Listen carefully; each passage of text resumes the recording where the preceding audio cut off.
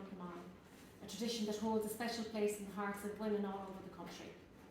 This day is about recognising the strength of women, and I'm reminded as I look around this room how much power we can hold when we come together. Mary Robinson once described Irish women as the unseen but essential builders of peace and community. Those words resonate deeply today as we gather not only to celebrate Nollaig, the women of Ireland, who have been the unseen builders of peace and community, but also to turn our focus outward to Mayo, Palestina, the women of Palestine. Across oceans and continents, these women embody the same resilience and courage, facing unimaginable circumstances with the strength to nurture, to resist and to love, even in the darkest of times. But to truly understand their struggle, we must recognise that this didn't begin 16 odd months ago. The oppression of Palestinians stretches even further back than 1948, when hundreds of thousands were forcibly displaced during the Nakba, the catastrophe. Families were torn from their homes, villages destroyed, and generations condemned to live as refugees or under occupation. The Nakba didn't end in 1948. Its echoes are felt every day in Gaza, the West Bank, and beyond. Today's atrocities are not an isolated crisis, but the continuation of decades of apartheid, dehumanisation, and erasure. What we are witnessing is only the latest chapter in a long history of injustice. As Irish people, we understand the pain of displacement and occupation. We know what it means to fight for freedom against seemingly insurmountable odds. Just as Irish women stood at the heart of our own struggles, Palestinian women are not just enduring, but they are leading. They are the teachers who ensure education continues amidst destruction, the activists leading protests, and the mothers shielding their children from unimaginable horrors. Their courage reminds us that resistance is as much about hope as it is about defiance. As women, we are often taught to underestimate our power. But history tells a different story. We are the keepers of communities and the drivers of change. Together we can face even the greatest challenges with strength and determination we so often overlook in ourselves. And I'm not standing here today as an expert, but as a mother, as a daughter, as a sister, as a friend. Someone who has been shaken to the core by what I've witnessed unfolding in Palestine. Like many of you, I've sat at home with my phone in my hand, my nightmare gadget, watching a live-streamed genocide. I've scrolled through scenes of devastation and despair, asking myself over and over, how can we let this happen? How can we let this unspeakable suffering continue? As a mother of three, I can't help but imagine my own children in their place. I see their little faces reflected in the children of Gaza, in their fear, in their helplessness, and in their stolen innocence. It's a thought so unbearable I have to catch my breath. Yet it is their daily reality. Let me tell you about Hind Rasha. Hind was a 6-year-old girl from Gaza. She was full of the same joy and innocence that I see in my own children. She would have been learning to read and write, playing games with her friends, telling silly jokes, dreaming of what she might become. Perhaps like my little boy, she had a favourite song or a bedtime story that she asked to hear every night.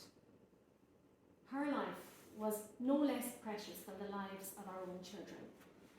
But in January 2024, 1 year ago, Hind was brutally slaughtered, along with her family, while she was fleeing her home. When I heard the heart-wrenching recording of Hind's final moments, I imagined my own little boy Ruben. They were the same age when she died. I pictured his small hand in mine, looking up to me for safety. What must it have been like for Hind, scared, confused, and completely innocent? I can't bear it. I don't think any of us can, because as mothers, as grandmothers, as aunties, as sisters and carers, we know what it means to protect the children we love. But Hind's story isn't an isolated tragedy. It's one of thousands. In Gaza, women are raising families amidst unimaginable violence and despair. They try in vain to comfort their frightened children, not knowing if they will see another sunrise, not sure if they'll all be burnt alive tonight, not sure if they'll need to comfort their little children as they have limbs removed without anaesthetic. Mothers are giving birth in conditions that most of us can't even fathom, often without basic medical care. I've had 3 C-sections. I remember the anxiety, the relief of knowing skilled hands were there to deliver my babies safely. But in Gaza, even the chance of a C-section, let alone with proper anaesthetic, is a distant hope. With hospitals bombed to ruins and medical supplies blocked, these women are left to endure unthinkable pain and risk. Miscarriages have risen by 300%. Starving mothers, too weak to produce milk, cradle their precious babies as they grow weak and slip away in the cold. Can you imagine the pain of being powerless to save your child, of watching them freeze and starve, despite your every effort to keep them alive? And yet, amidst all this suffering, much of the media parrots the Israeli narrative that these women use their children as human shields or neglect their care. It's a cruel inversion of reality, blaming the victims for the horrors inflicted upon them. These women aren't neglectful. They're enduring the unbearable, doing everything in their power to protect their children from a world that has abandoned them. And then there is the deafening silence surrounding the use of sexual violence as a weapon of war, a silence that has become a violence of its own. Women, men, and children have been subjected to abuse designed to break and humiliate them. These acts of sheer cruelty are erased from our news, dehumanizing victims and shielding the perpetrators. Just as Palestinians are expected to be the perfect victims, willing to lay down and die quietly, we're also expected to accept this as their lot in life. We are told to shut up and move on. We must also remember that this is not just a distant conflict. It is one in which international powers, including Ireland, are deeply entangled. The EU is Israel's largest trading partner, and weapons tested on Palestinians are sold across the world. Even our own Shannon Airport has been used as a staging ground for US military operations that fuel these atrocities. Fine words from politicians are no longer enough. Ireland must lead by example, as we did with apartheid South Africa. Rhetoric is meaningless without action. Now I know, these are heavy words, but I believe they need to be spoken. Silence only serves the oppressor. And let me say this clearly. Standing against genocide, standing for justice, does not make you a terrorist sympathiser or an anti-Semite. I've been called these things myself. And I know how those labels are designed to slander, distract, and intimidate. They aim to silence you, to shake your resolve, and to make you doubt your moral compass. But we must remember, these accusations are not a reflection of who we are. They are a tactic used to protect those in power and maintain the status quo. Speaking the truth, even when it's difficult, even when our voices shake, is not hate. It is humanity. And standing against oppression is not a choice. It is a responsibility. So, besides crying all night, what can we actually do here in Ballina, so far away from Gaza? It's easy to feel helpless, to leave it to others to sort out, but we're far from powerless. First, we can use our consumer choices to support boycott, divestment and sanctions, BDS, targeting companies that profit from the occupation. It's a peaceful, effective way to hit them where it hurts most, the pocket.